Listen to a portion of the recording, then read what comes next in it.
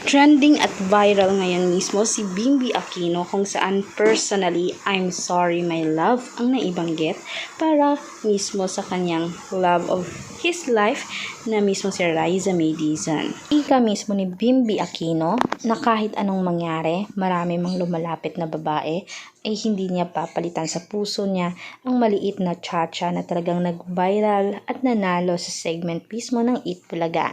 Natutuwa naman siya kahit papaano ay nakaka-receive siya ng pagmamahal mula kay Riza at inamin na niya mismo ang totoong feelings niya ay gumaan o manong pakiramdam niya.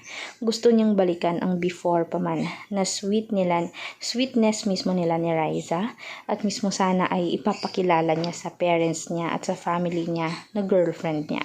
Dahil sa katunayan, gusto ni Bimbi maging girlfriend itong si Riza May. Kahit maraming hadlang, maganda umano itong si Riza. Kung bigyan ko na ng focus mismo ng camera, hindi siya pangit tulad ng sinasabi ng iba. Yung iba umano ay nangungutya lang, pero sa tunay na buhay ay mabait, humble at talagang magaling itong si Riza May.